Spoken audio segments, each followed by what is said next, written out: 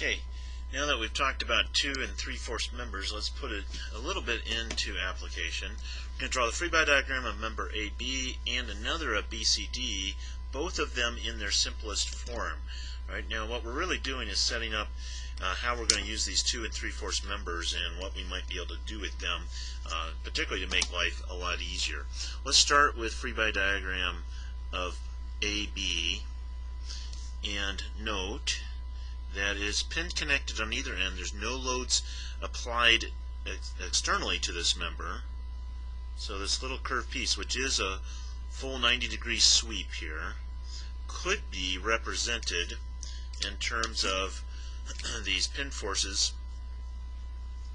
That would be something like this down here at B and something like this up here at A.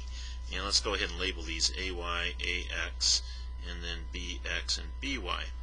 Alright, now there's something we can do here to make that even simpler, but we're going to proceed onwards and get the whole system, and maybe it'll make a little bit more sense about what we're trying to achieve and why. So let's get member BCD in, and we've got the 30-pound load out here at the end.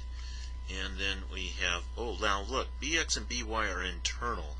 So when we go to the other part, we should flip them so that if we were to put this system back together, they would be equal opposite, right, and vectorially disappear. Right? And so then we come along here at C, and we have a CX and a C, or, well, got those reversed. CX is horizontal, CY is vertical. There's our 30-pound force out here. Now note something in terms of making this simpler.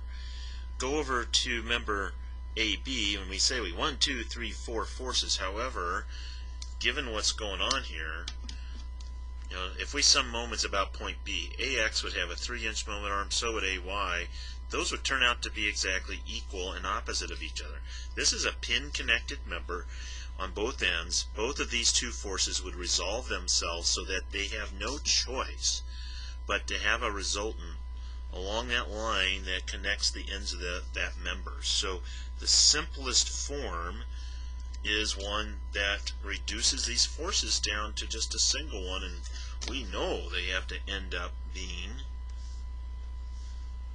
equal and opposite in order for there to be equilibrium. There's A, there's B. Now, I had a student argue with me several years ago that what we had up here was simpler, and it was simple enough. It's like, well, no, not simpler enough, simplest, and 2 is definitely fewer than 4.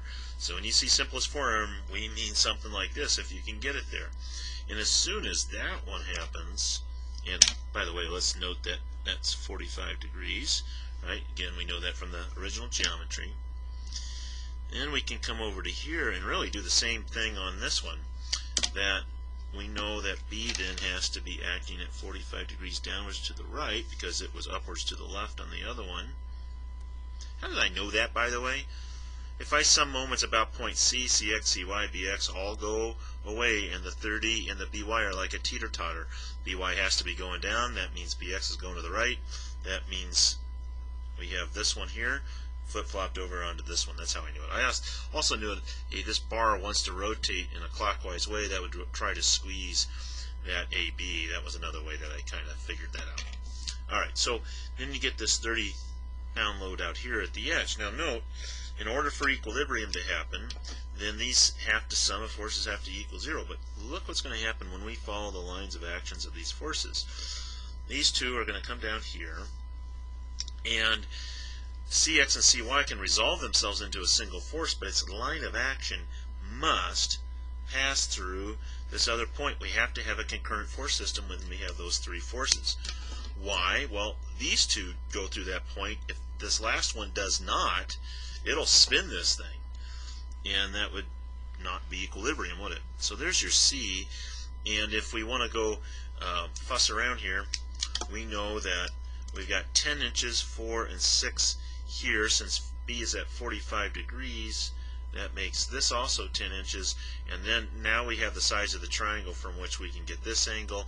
That would be inverse tangent of 0.6, which would be 30.96 degrees, right? So on and so forth. We could use this statement right here to simplify what goes on in this item.